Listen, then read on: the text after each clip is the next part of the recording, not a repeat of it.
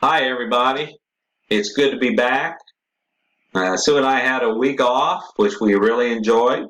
We stayed home, and it was a working vacation, which is okay, but we got a lot accomplished here. There was some ice cream and pizza and some other things in there along the way, and we really enjoyed our time off, but it's good to be back. And I'm looking forward to seeing all of you that are able to be there on Sunday morning. What am I going to talk about in my first week back? Well, I saw a news clip that caught my attention, which spurred this message I want to share. This was on ESPN. It was about a young man named Marquise Goodwin. He's a 29-year-old wide receiver for the Philadelphia Eagles. And he made the news because he chose to opt out from playing football in 2020. And that, of course, is because of the COVID virus. He is from Rolette, Texas, which is near where my mom lives, and he was a high school star there and played for the University of Texas. So he's quite an athlete. But he decided he's a young man, married with about a 6-month-old baby boy, and because of that, he didn't want to endanger his family, and so he chose to sit out the year. But there's more to the story than that, because you see his wife had had 3 miscarriages. And then finally, this young baby boy came along, and they feel so blessed that they have him. And so he doesn't want to chance exposing the child or his wife to the virus. And the interview was interesting because the commentators pressed him, well, what about all the money you're going to miss out on? He said the money isn't what's important. And then they talked about, well, if there were conditions, they put you in a bubble, the NFL in a bubble and played, and it was safer, would you play? And he said, well, I'd discuss that with my wife. I wouldn't just decide it alone. But he turns out he's a young man of faith, because he said in their life, it's faith, family, and then football. And he talked about on his wedding day making vows to his wife and to God. And that his first priority was honoring those vows. And so he thinks it's wise he should sit out the season. I said, wow, what a great testimony from a young man. And that just kind of intrigued me and spurred me on to what I'm going to talk about today. And if you got a Bible, I want you to turn to the book of Daniel, because we're going to spend a few minutes there and talk about Daniel and his friends and see how, in some ways, Marquise is a lot like these young men. So let's look at the book of Daniel. The background is Judea was carried into, actually I should say Judah, was carried into captivity in Babylon, and Daniel and many of his young friends also went there. And so they had to set up tent and live in this foreign nation. So we're going to see 3 things that happened to Daniel and his friends and learn some lessons, I hope, this morning. So follow with me, first of all, in Daniel chapter 1. When these young men had been in Babylon for some time, the king decided he wanted to choose some of these young men. They'd be in a 3-year training program, educated so that they could serve in the king's court. Along with their education, they would be treated the very best, including eating the king's food. This was a problem for Daniel, because Daniel would not eat unclean foods. If you're familiar with the Old Testament law, the Jews couldn't eat everything. Certain foods were forbidden, and evidently many of these forbidden foods were on the king's menu. So Daniel didn't want to eat them. The reason was, he said, because he would defile himself. Defile himself. What's that talking about? He would defile himself in the sense that you were considered impure if you ate these unapproved foods. For Jews, that would mean back there in Israel, you couldn't go to the temple to worship. But now they're not in Judah. They're not in Judah, and they're not worshiping at the temple. But Daniel is still true to the law. And so he doesn't want to make himself impure, so he doesn't want to eat these foods. And so he says to the steward of the king, I don't want to eat these foods. So the steward of the king says, well, you must, because you have to do this for the king, and the king will be angry at me if you don't. And so Daniel counters and says, hey, let's do this. Let me try vegetables for 10 days, and then you come back and take a look at me and see if I'm not in as good a shape as anybody else. And he's able to persuade the steward of the king to let him do this. And so you can imagine how the story goes. He eats these vegetables for 14 days. Well, what happens? Well, we find out in Daniel chapter 1, and we'll look beginning in verse 14. It says, so he listened to them in this manner and tested them for 10 days.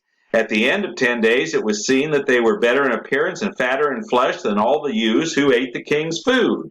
So the steward took away their food and the wine they were to drink and gave them vegetables. Now look at verse 17. As for these 4 youths, God gave them learning and skill in all literature and wisdom, and Daniel had understanding in all visions and dreams. At the end of the time, when the king had commanded they should be brought in, the chief of the eunuchs brought them in before Nebuchadnezzar. And the king spoke with them, and among all of them none was found like Daniel, Hananiah, Mishael, and Azariah. That's Shadrach, Meshach, and Abednego. They're Jewish names.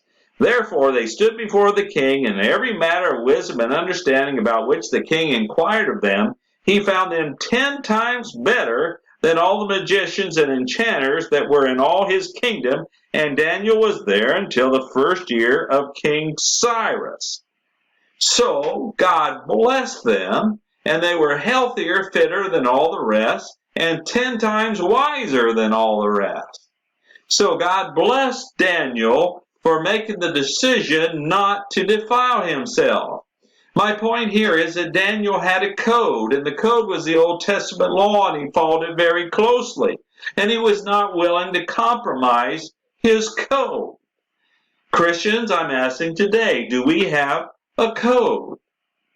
Do we have practices that we follow because we think they are right? And are we willing to compromise them? Daniel could have said, well, God, you have to understand, I'm in a foreign land. I have the king breathing down my neck. I've got to eat this food. But instead he says, no, I will not. And he found a way not to eat the food, but to honor what God had said. You know, we need to honor our code.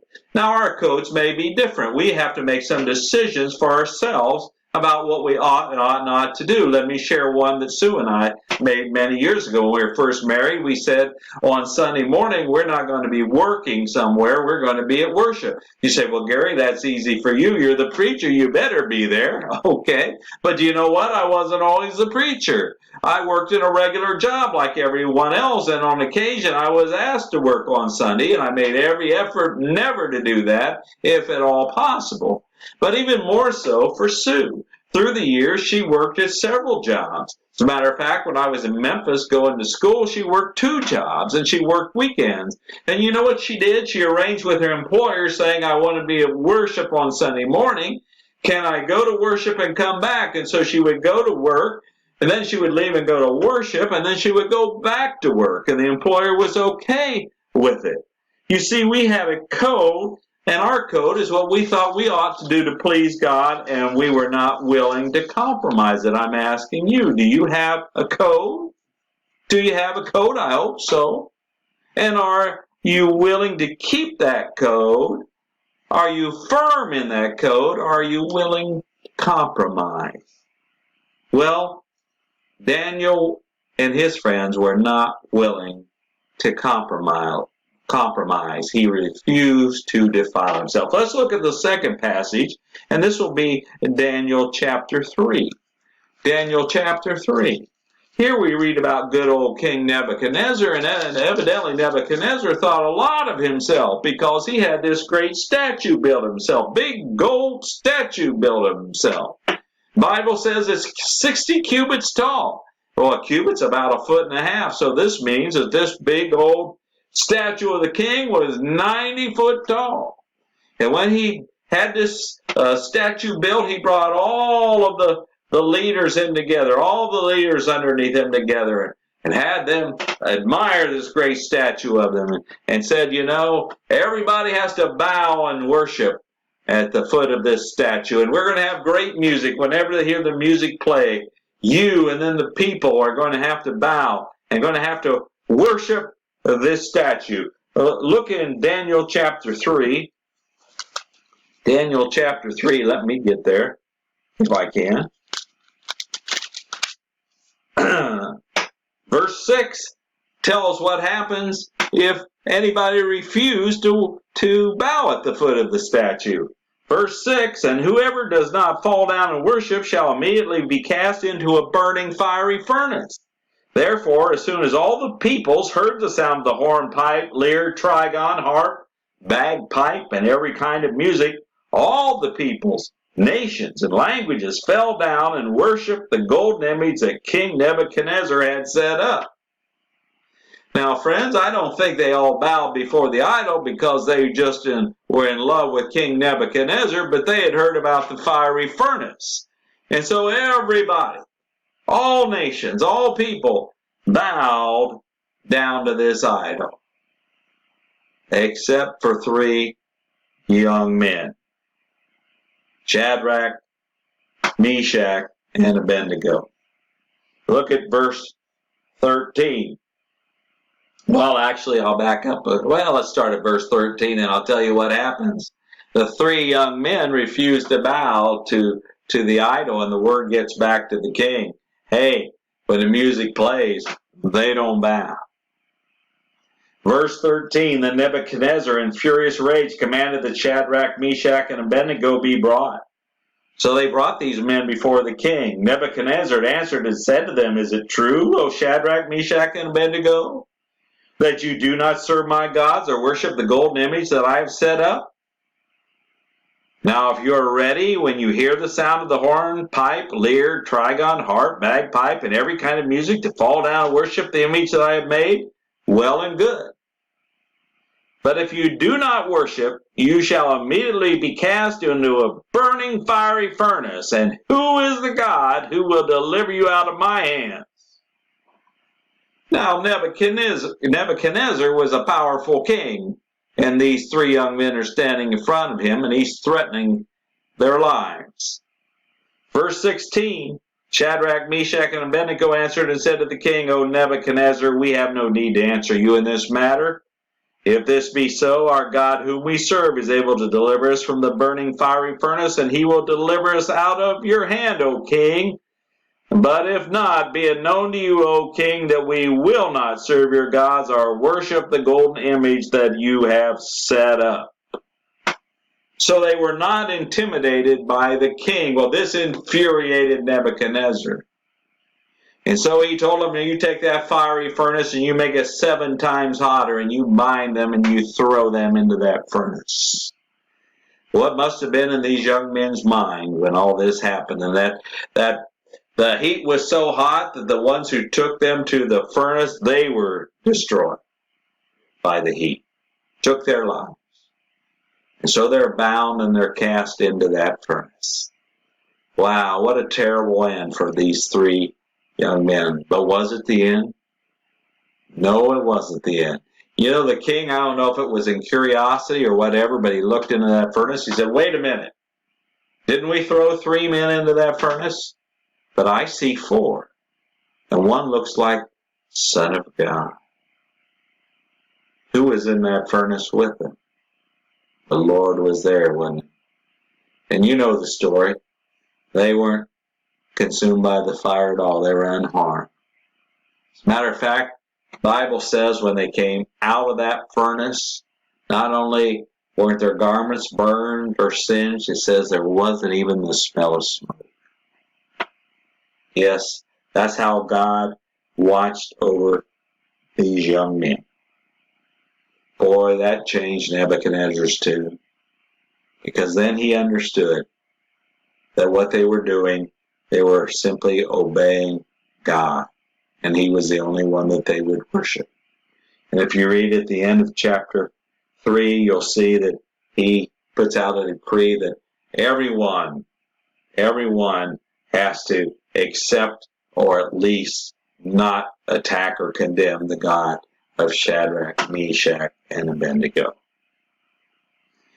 Friends, I want to tell you this. They refused to worship the idol of the king. I'll just say this in passing. You know, Satan has one thing he wants for you and me, and he wants you to bow to But he doesn't want you to bow to a king. He wants you to bow to him. Yes, he wants you to bow to him. You want to know every day, that's what he's thinking about, friend. He's thinking about how we get you to bow to him. And you know, he may use a fiery furnace in your life. You may encounter such difficulty. It's like these young men. You may feel your back is to the wall, and you'll bow to him. Well, maybe you say, I'm not saying I'm bowing to Satan, but you know what? You will compromise your faith and walk away from your Lord. You'll bow to Satan in that way by abandoning your faith. But so many other ways. He is a roaring lion, Peter says, but oh, he appears in many, many other ways to get you to worship another God other than the true God, our God. And friend, I'm saying you need to have your guard up. And whatever the situation, whatever the threat may be, say, I will never bow to anyone else except for Jehovah God. I like the 23rd Psalm. David said, you prepare a table before me in the presence of my enemies. You anoint my head with oil, my cup overflows. You know, our enemies wish us harm, and God throws us a banquet. And that's what he'll do for you. Even though it doesn't seem like that in the moment of trial, God is faithful. So you need to be faithful to him. Let's go to the third one, and that's in Daniel chapter 6. Daniel chapter 6.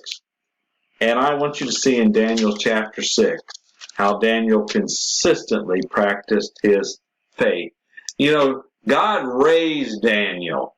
He raised him in the court of the king until he became the king's right-hand man. And of course, all the others, those Babylonians, didn't like to see this Jewish man have this much power and influence with the king. And so they sought and created a scheme to get Daniel set aside. By then, actually the king had changed, and now the king's name was Darius. And they said, you know, king, we have a great idea. And we really think that people would like this. We think that just to honor you, we should have a period of 30 days where people just pray to you, just to show you how much they really appreciate you and what a great king you are. So why don't you do that? People would really be thrilled. This would be a great thing for the people if you did this. So give this order that for 30 days, prayer just must be made to you, no one else. And the king, for whatever reason, said, well, if the people want to do it, that sounds good to me. And so he signed an order for that to be the case. Now, also, the text tells us that this was according to the law of the Medes and the Persians. Well, what does that mean? Well, there's a particular stipulation. When one of these orders were made, it could not be rescinded. And so it was the final word.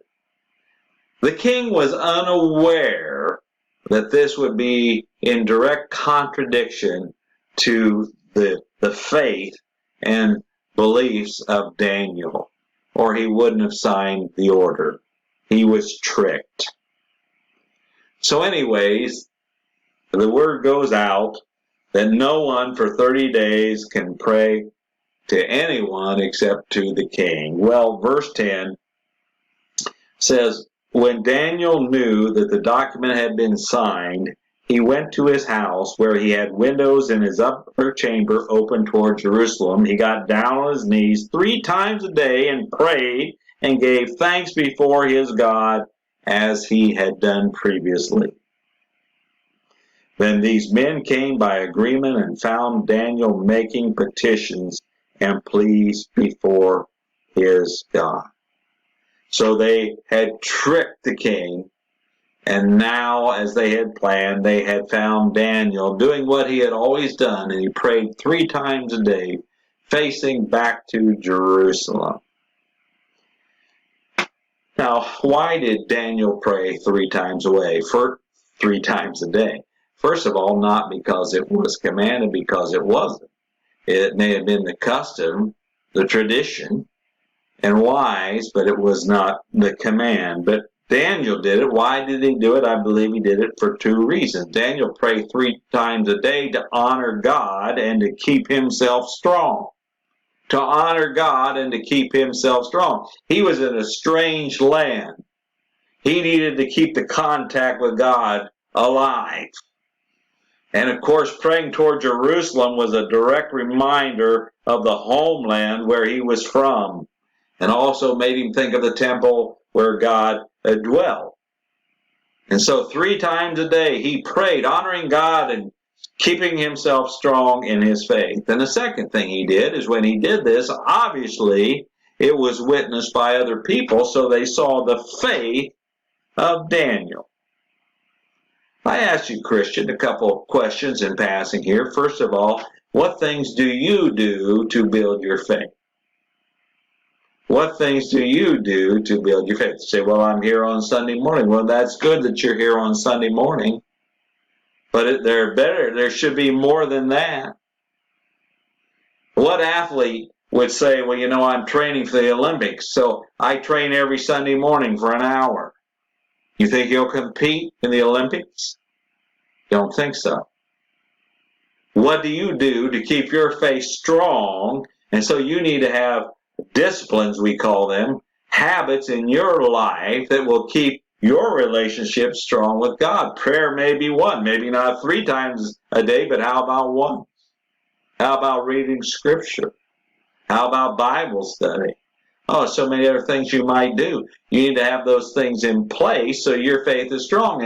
And second of all, here they come to accuse Daniel because of the wonderful thing that he did in praying. Well, what about us? Would anybody even know that we're Christians? How would they know that we're Christians? Because we made an announcement once? What could they see that would display our faithfulness to the Lord in our lives? And there need to be things there. Well, the king, Scripture tells us, was very troubled by all this. He really meant Daniel no harm when he had signed that order, but he couldn't do anything about it. The Bible says he fasted, and he went to bed that night, and he couldn't sleep all night because Daniel had been thrown into that lion's den. Well, what happened? Well, when he's thrown in the lion's den, we'll skip ahead here. If you look in verse 19 of chapter 6, then at break of day the king arose and went in haste to the den of lions, and he came near to the den where Daniel was. He cried out in a tone of anguish. The king declared to Daniel, O Daniel, servant of the living God, has your God, whom you serve continually, been able to deliver you from the lions?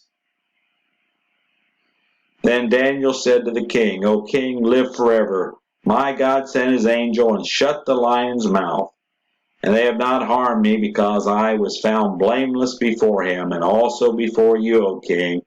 I have done no harm. Then the king was exceedingly glad and commanded that Daniel be taken up out of the den. So Daniel was taken up out of the den, and no kind of harm was found on him, because he had trusted in his God.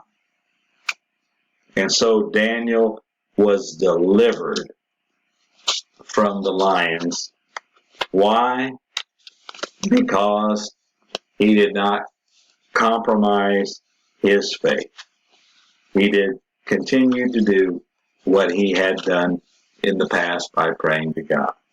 Well, here we have great examples of 4 young men who were faithful to their God.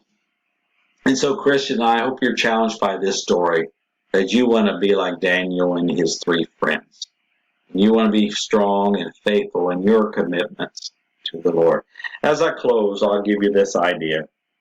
When Christ returns, there will be 2 very different groups of Christians.